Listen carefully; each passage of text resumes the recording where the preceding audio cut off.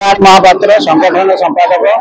श्री जगन्नाथ पांचरात्र प्रचार समिति। श्री जगन्नाथ पांचरात्र समितिर उद्देश्य हूँ स्कंद पुराण प्रचार प्रसार सारा देश तथा देश बाहर आशा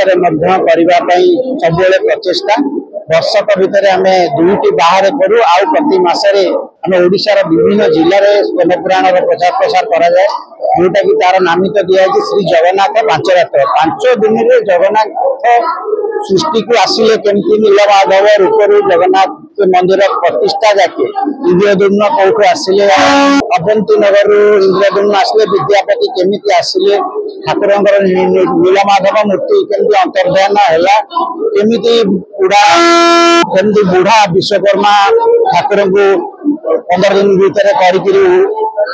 ये पड़े बाहर की पड़े केमिति से जिनस गुड़ा कहले तार विषय जानवा नहीं कार्यक्रम जगन्नाथ प्रचार प्रसार हरिद्वार भी आमर जगन्नाथ मंदिर गोटे ना तेणु आम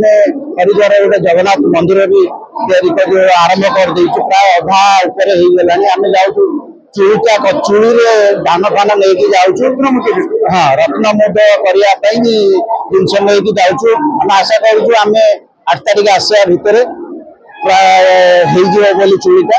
तेणु आम 100-150 प्राय पांचरात्र परिषद पक्षर 100-150 हरिद्वार में जाकि श्री जगन्नाथ पांचरात्र करने धन्यवाद। सागरिका नायक जय जगन्नाथ आम हरिद्वार आसुचु जय जगन्नाथ पंचरात्र कार्यक्रम आम जाऊँ से प्रवचन कार्यक्रम आयोजन करा सत्यनारायण दास बाबा आम से सब प्रवचन मजिबू बहुत सांस्कृतिक कार्यक्रम आयोजन अच्छी यही सब कार्यक्रम आम जाऊँ। आज 29 तारीख राति 10टा बेले आम भुवनेश्वर स्टेशन रू हरिद्वार अभिमुखे यात्रा करूँ एवं सेठार 1 ରୁ 5 पर्यंत पंचरात्र अनुष्ठित होब एवं 6 ठारू आम आसिक भुवनेश्वर पहुंचबू एवं 100 ରୁ 150 भक्त से पहुंचे कार्यक्रम सारी 6 तारिख रू फेरबे। जय जगन्नाथ।